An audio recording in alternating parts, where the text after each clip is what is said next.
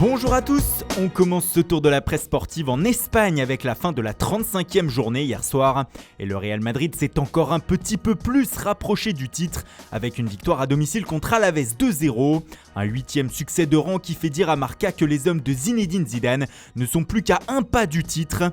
Karim Benzema et Marco Asensio ont été les buteurs de la soirée et on les retrouve en une de As justement qui écrit que ce Real a un visage de champion. Il ne manque plus que 2 succès sur les 3 derniers matchs au madrilène pour être sacré.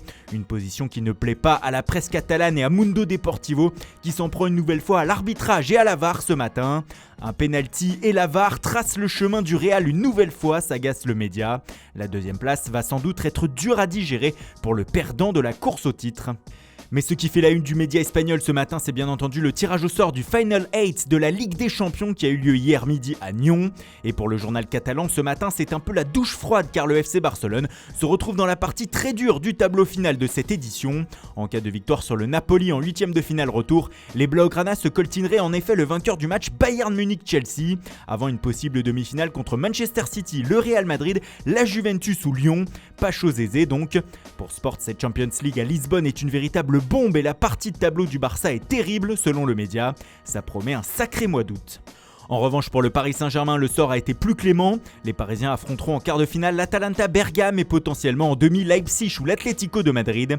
Pour l'équipe du jour, il faut tout simplement partir à l'attaque afin de battre la formation italienne en quart. Celle-ci est très offensive et pourrait jouer une vilaine surprise à Neymar et ses coéquipiers. Le Parisien se réjouit aussi de ce tirage qui sourit enfin au PSG après des années à tirer des gros en 8e de finale. Pour savoir si Mbappé et consorts vont enfin aller au bout, on se donne rendez-vous le 12 août prochain à Lisbonne.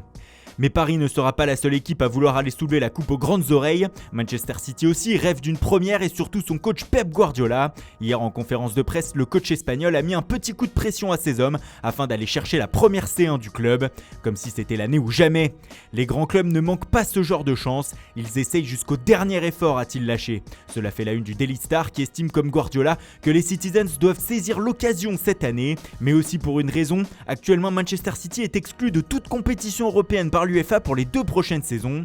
D'ailleurs, le tribunal arbitral du sport doit rendre sa décision définitive sur l'exclusion lundi et normalement, elle devrait être positive et permettre à City de participer à la Champions League la saison prochaine. En tout cas, comme le rapporte The Independent, Pep Guardiola se montre confiant vis-à-vis de ça. Pour l'Espagnol, il ne fait aucun doute que son club sera blanchi. Un autre coach fait la une en Italie ce matin, c'est Antonio Conte. Le technicien italien de l'Inter fait les gros titres depuis quelques jours car son équipe est en difficulté en Serie A. Les interistes ne gagnent plus et sont même tombés à la 4e place du championnat. Et les déclarations successives de Conte agacent aussi la direction du club. Du coup, comme le rapporte le Corriere dello Sport, des ombres planent sur le futur de l'ancien coach de Chelsea du côté de Milan. Les 2 parties n'auraient jamais été aussi éloignées selon le média et la direction aurait même fait fuiter dans la presse et volontairement des signes d'agacement.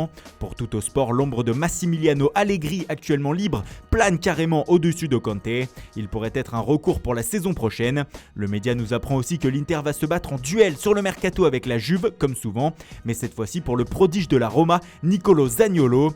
Revenu d'une grave blessure, le génie italien garde la cote auprès des cadors de son pays.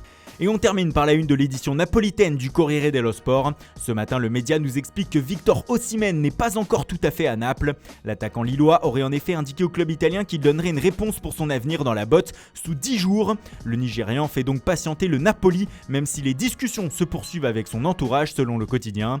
Elles se poursuivent aussi avec le LOSC, puisque pour le moment, aucun accord n'aurait été trouvé entre les 2 clubs pour ce transfert.